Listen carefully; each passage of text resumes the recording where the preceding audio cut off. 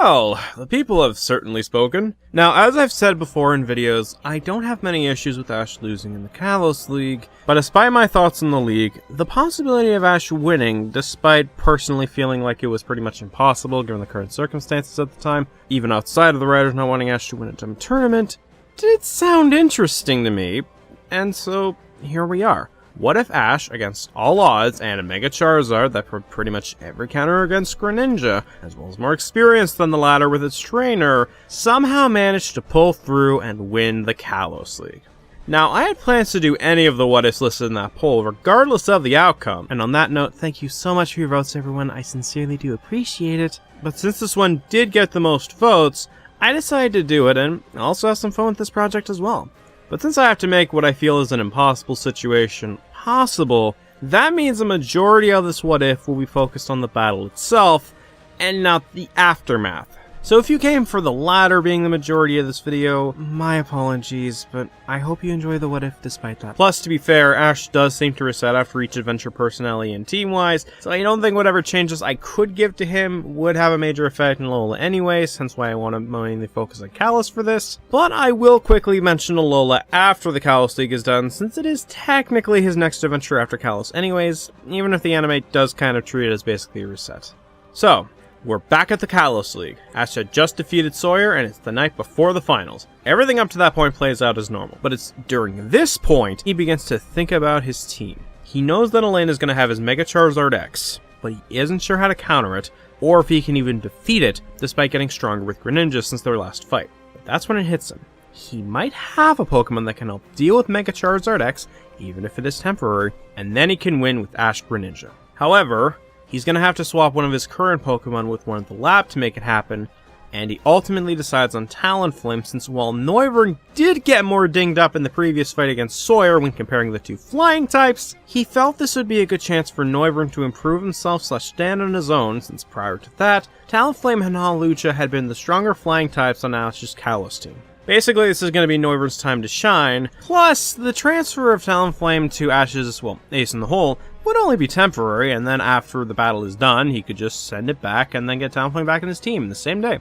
So it won't be separated for too long. Yes, it's a little fanficky, but to be fair, this what if is a fanfiction already, so it kind of balances out. So we cut to the next day, which is the finals, and everything remains as normal for the first fight against Tyranitar, but the next match is where we get another change. Instead of Ash sending out Noivern to fight Weavile, he sends out Hawlucha instead.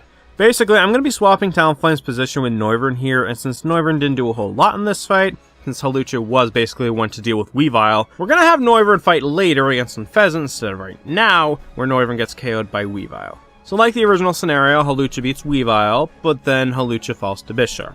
Elaine then sends out his Unfezant, and like I said before, Noivern's going to be taking up Talonflame's position in this what-if, since Talonflame is currently in Oak's lab, so he's going to fight Unfezant, and like the original scenario, it's pretty even for the most part, though Unfezant does begin to outspeed Noivern over time, but the battle does end with Noivern, albeit slightly hurt, knocking out Unfezant, and even managing to hurt Metagross for a short bit before his injuries catch up with him and he's knocked out with a Meteor Mash. Pikachu beats Metagross like before, Elaine sends out his Charizard and beats Pikachu, leaving Ash with 3 Pokemon and Elaine with 2. Like before, Elaine sends out Bisharp and Ash sends out Goodra. Goodra uses Rain Dance and manages to severely hurt Bisharp with Bide before getting knocked out, leaving Ash with 2 Pokemon. And it's at this point, Ash decides it's now or never. It's time to use his trump card. Elaine could say something like, "This has been a good match, Ash, but at this point your only other option is Greninja since Talonflame can't use its attack spell in the rain. Are you willing to risk your chances on beating my Charizard by sending out Greninja to deal with Bisharp? Or are you gonna send out Talonflame out into this rain?" But then Ash smiles. You said I had Talonflame with me. He's a good friend, definitely a strong ally, but I felt it was time for Noivern to come into his own, and he did.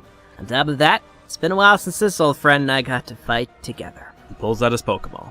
He throws it and says, Go Crocodile. He pops out of the ball, and just to make it more of a badass entrance, he shows off a move he learned in his time away, Sandstorm. Now, part of the reason I chose Crocodile for this what-if is because when looking at Mega Charizard X's moves during the original fight, I thought Crocodile's own typing and moves back in Unova, save for Sandstorm being added, would make a good counter to deal with Charizard X, and since this what-if is about Ash winning, I felt it made more sense to me to include Crocodile in this fight, instead of just other Pokemon on Ash's team. As for him having Sandstorm, well, Krookodile can learn that move naturally going off the original game, so we'll just have him replace Aerial Ace with Sandstorm for the sake of this what if. So, yeah, Krookodile beats the crap out of Bisharp. Bisharp barely stands a chance because of Krookodile's abilities and moves and all that jazz, so he's out of the match, and then Elaine sends out his Charizard. Krookodile is able to land some good hits on Charizard with Dragon Claw. The Charizard is able to do the same, despite the Sandstorm partially blinding him. Elaine orders his Charizard to get above the Sandstorm to try and prevent further damage,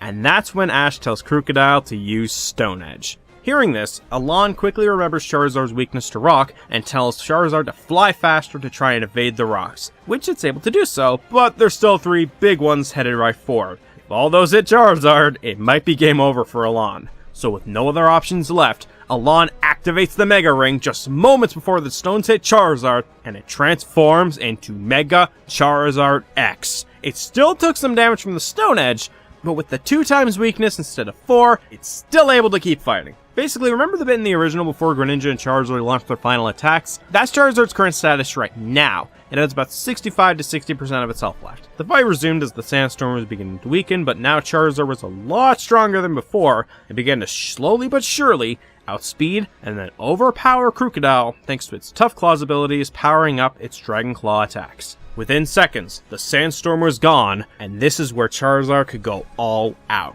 Ash told Krookodile to try another Sandstorm, but Charizard wasn't having any of that. It began beating the crap out of Krookodile with Flamethrower and Dragon Claw, preventing that second Sandstorm from happening and causing Krookodile to faint soon after. Yeah, Krookodile wasn't able to win the fight for Ash, but it did manage to do a good number on Charizard thanks to its earlier attacks, and he helped pave a way for Ash to win the Kalos League. Ash thanked Krookodile for doing a good job before bringing out his final Pokemon, Greninja. The fight plays out as normal, but when they get to their final attacks, both are feeling the exhaustion in this one before they use the last of their energy and hit the other with it. The dust settles.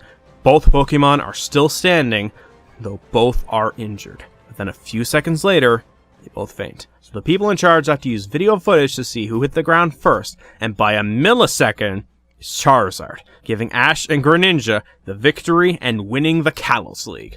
Alon congratulates Ash on a great match, but when it comes time to give Ash the trophy, Ash decides to give it to Alon since it was incredibly close and he only won by a millisecond. Elaine is surprised by this, but Ash says that he wants to get stronger first before he considers himself a strong enough trainer to deserve that trophy. Alon processes this for a moment and smiles. Hold on to this trophy until you feel you're strong enough. Basically, Ash did win the Kalos League, but Elaine got the trophy since Ash felt he wasn't strong enough to earn it yet since he only won by luck effectively, and now Ash has a motivator to get stronger despite winning so that he can get back his trophy in the future when he feels like he's a strong enough trainer and have a final match with Elaine when the time is right. This stronger bit will also tie into a certain event after the Team Flare arc in a moment, but we'll get to that shortly. Speaking of which, the Team Flare arc. The events of that arc play out the same since honestly the winner of that tournament didn't really matter into the events of this arc, so let's just move into the finale of the Kalos arc. Specifically, Ash releasing Greninja. Yes, this event still happens in this what if, but it also has an extra purpose since Ash not only wants to get stronger,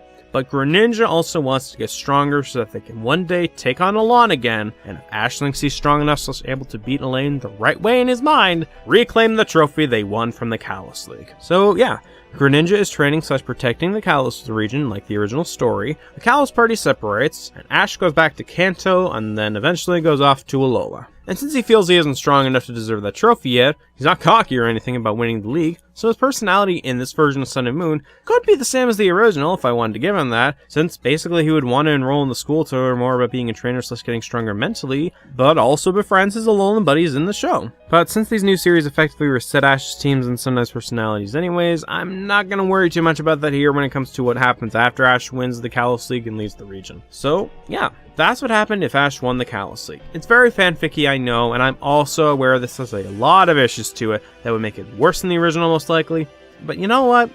It was still fun to write this up, so even if it is bad, I at least had some fun writing up this silly scenario. But what do you think of this what if? Think it's pretty dumb? Let me know in the comments below. Special thanks to my Patreon supporters, and until we meet again, I'm David Grimm, and thanks for watching.